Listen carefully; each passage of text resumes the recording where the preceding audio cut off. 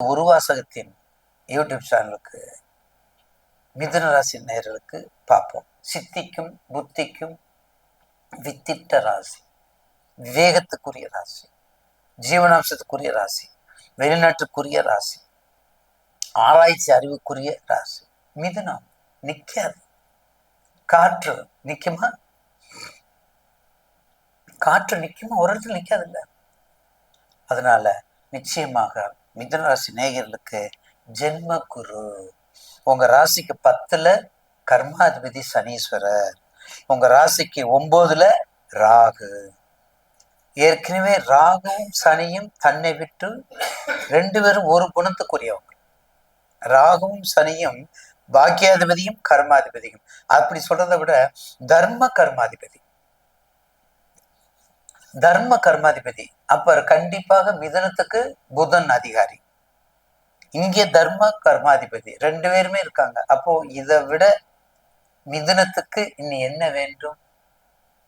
வெளிநாடு, கல்வி சம்பந்தப்பட்டது, நிறுவனம் சம்பந்தப்பட்டது, ஏற்றுமதி இறக்குமதி, ஜெராக்ஸு, எழுத்து சம்பந்தப்பட்டது, ஸ்டேஷனரி சம்பந்தப்பட்டது, நூல் நிலையங்கள் சம்பந்தப்பட்டது, பேங்கிங் சம்பந்தப்பட்டது, எல்லா தொழிலும் உங்களுக்கு நிவர்த்தி. அந்த ஆன்லைன் விளையாட்டுக்கள் கொஞ்சம் தவிர்த்திருக்கும். உடல் ரீதியா கொஞ்சம் கவனமாயிருக்கும். ஜென்ம குரு ஒரு 5 மாசம்தான். அதுவும் உங்களுடைய திசா புத்தியை பார்த்துக்கிட்டீங்கன்னா அதுக்கும் உங்களுக்கு வேலை இல்லை. இப்ப மிதுன லக்னம், மிதுன ராசி. இப்ப மிதுன லக்னமா இருந்தா உங்க ராசிநாதன் புதன், 7க்கும் 10க்குரிய குரு பாவி. ஆனா அவர் உங்க வீட்டுல இருக்காரு. என்ன உங்க வீட்டுல இருந்தாலும் அந்த பாவகத்தன்மையை மாற்றாமல் கொடுப்பது யாரு? குருதான். அந்த பாவகத்தன்மையை மாற்ற மாட்டார். அப்படிப்பட்ட குரு, அப்பத்தான் அவர் குருவா இருக்க முடியும். மேற்கண்ட எல்லா வேலைகளையும் கவனிச்சுக்கோங்க.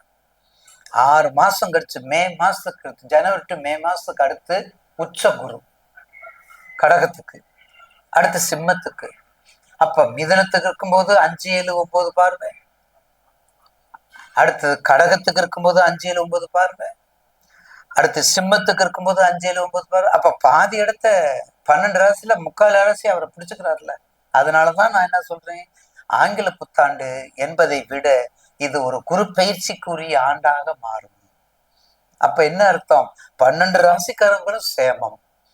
இந்த பிரபஞ்சத்தில் இருக்கக்கூடிய 12 ராசிக்காரங்களும் நன்றாக இருக்க வேண்டும். ஆக குரு உச்சம் பெற்று, அப்போ உங்க ராசிக்கு குரு உச்சம் 6 மாசம்.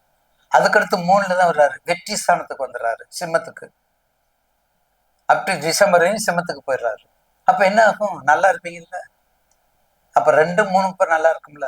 அதனால உங்களுக்கு வேண்டிய தொழில் என்ன, நான் மேற்கண்ட என்ன தொழில் சொன்னமோ அதை மட்டும் சிறப்பா செஞ்சுட்டு வந்தா இந்த ஆண்டு மிக வெற்றி நடை போடக்கூடிய ஆண்டாக மாறும் என்பதில் மாற்று கருத்து அல்ல. அன்னை உமையவள், அங்கே இருக்கக்கூடிய மிருகசீரிசம், திருவாதிரை, புனர்பூஷம், முருகன் வழிபாடு, திருமுருகன் பூண்டி, திருமுருகன் பூண்டி ஒரு தரம் போங்க. கண்டிப்பா அவினாசி, வினாசி, அவினாசி, வினாசம், அவினாசி, அவினாசி ஒரு தரம் போங்க. அந்த சுந்தரர் பாடிய 7 ஸ்தலங்கள், பாடல் பெற்ற ஸ்தலங்கள்ல ஒரு முறை போய் பார்த்துட்டாங்க. ஒரு முறை சுந்தரர் பாடல் பெற்ற ஸ்தலங்கள்.